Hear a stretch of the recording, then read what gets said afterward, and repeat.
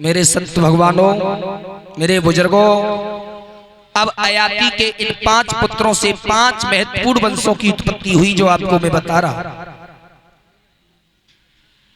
Number 1, Yadu से यादव वंश की उत्पत्ति हुई। याद कर लेना माताओं भाइयों, जो महाराज अयाती के पुत्र थे, जो देवयानी से पैदा थे, यदु से यादव वंश की उत्पत्ति हुई। पुरवसु से यवन वंश की उत्पत्ति हुई और द्रहु से भोज वंश की उत्पत्ति हुई और अनु से मलेक्ष वंश की उत्पत्ति हुई और पुरु से पौरव वंश बना।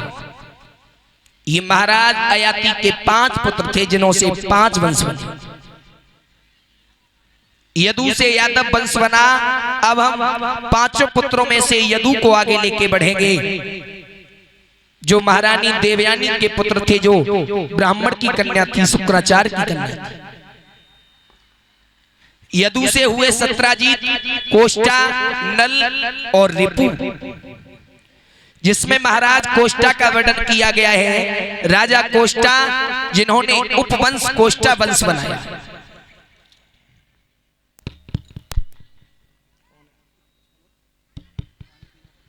और राजा कोष्टा परीक्षित महाराज, राजा कोष्टा के राज में राजा विदर्भ हुए। इन्होंने विदर्भ राज्य की स्थापना की थी और इन्हों की राज्य में राजा भीष्मक हुए, जिनकी कन्या रुक्मिणी भी हुई थी,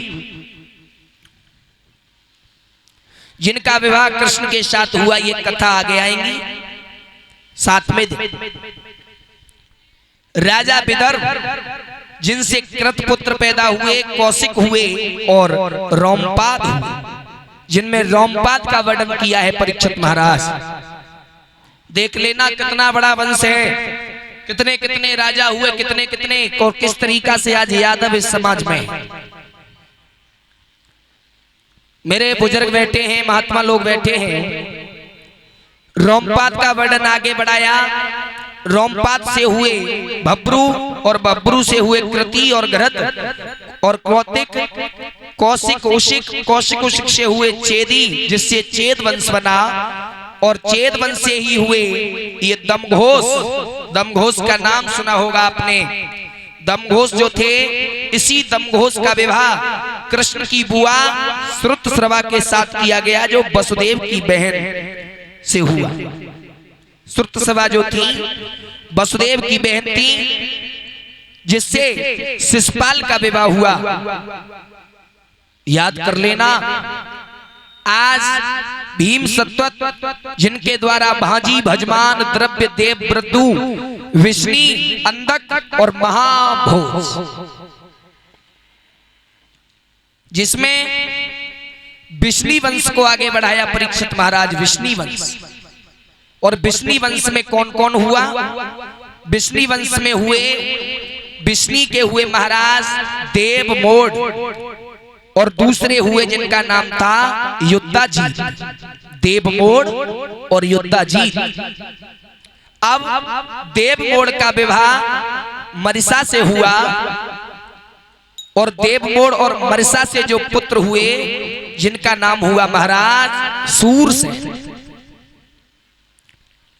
सूरसेन का विवाह मरिया के साथ किया गया, और सूरसेन से जो पुत्र और पुत्रियां हुई महाराज, पहले पुत्र थे जिनका नाम था वसुदेव।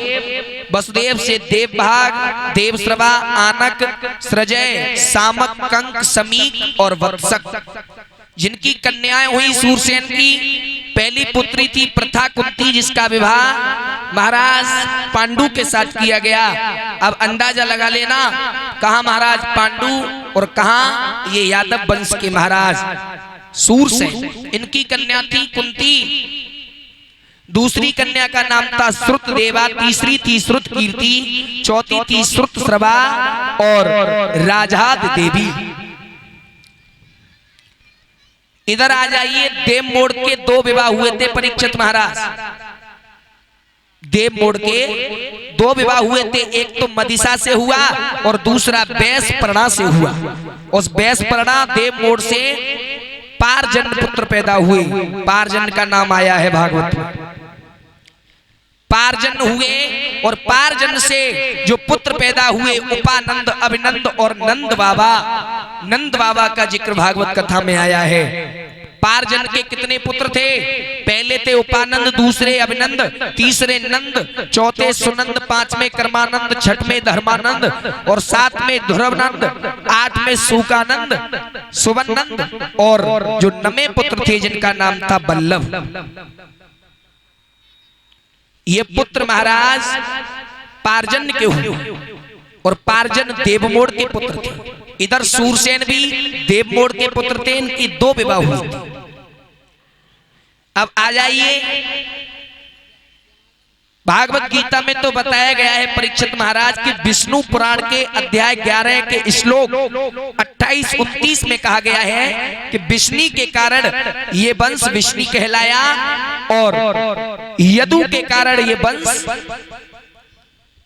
यदुवंश कहलाया। महाराज यदु के कारण जो देवयानी के पुत्र थे।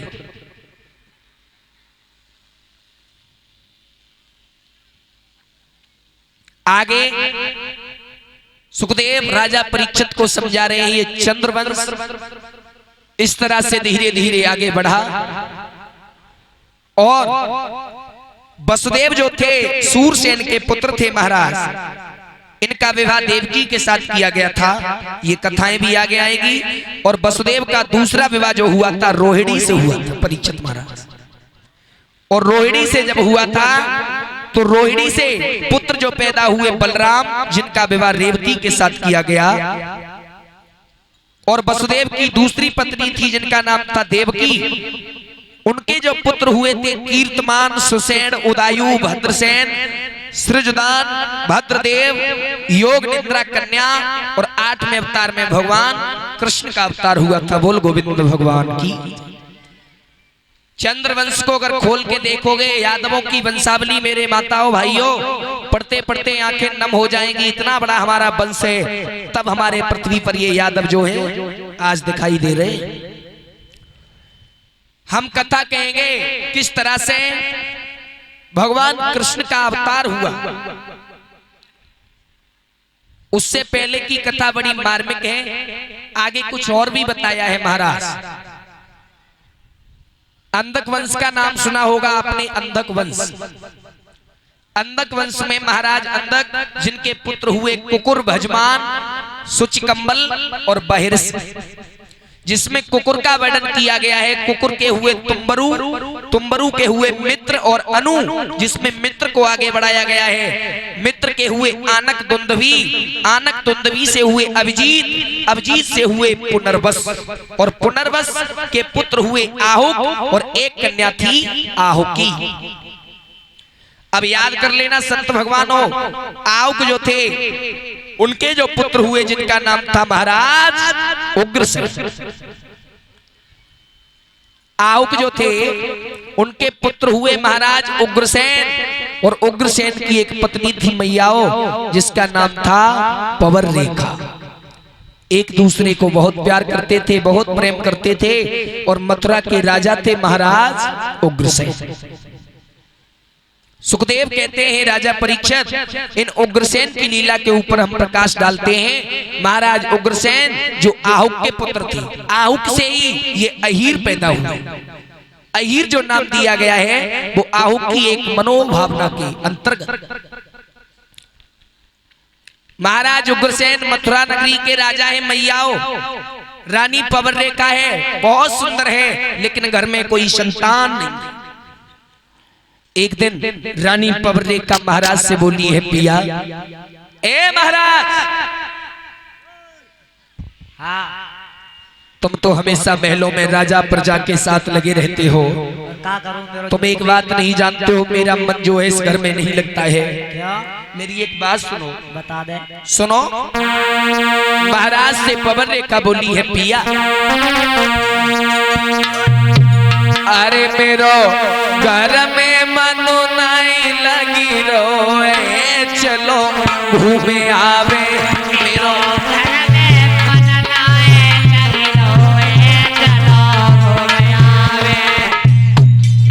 मैया पवन रेखा प्राण प्यारी अपने पति से बोली है, महाराज मेरा घर में मन नहीं लगता है, इस मथुरा की गलियां बड़ी सूनी सूनी लगती है। कैसी बात कर रही है? इसकी आवाज कम करो,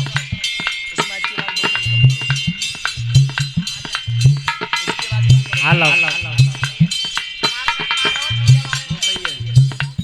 पवन रेखा बोली है, पिया अरे मेरो घर में मन नहीं लगी रोए, चलो घूमे आवे। मेरो घर में मन नहीं लगी रोए, चलो घूमे आवे। सुन रहे हो महाराज? सुना दे। बाग बगीचा को हम देखें, बाग बगीचा को हम देखें,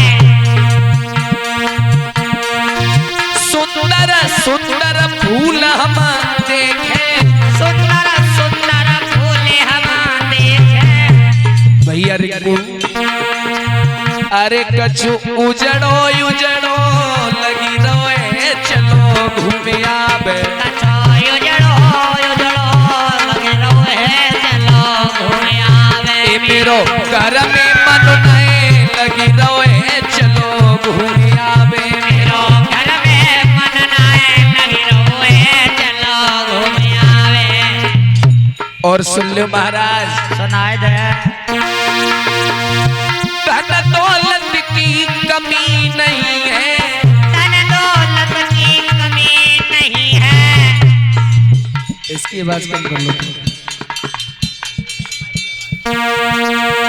ए धन दौलत की कमी नहीं है, धन दौलत की कमी नहीं है,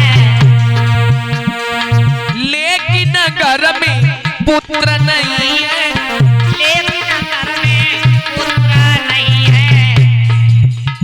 मोए रूसो रूसो लगी रोए, चलो घूमिया।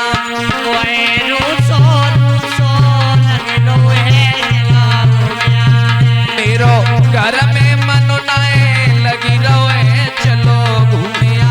मेरो घर में मन नहीं लगे रोए, चलो पवन रेखा बोली है, महाराज अगर आपकी आज्ञा हो तो मैं बाग में जाकर के घुमाऊं, भ्रमण करके चली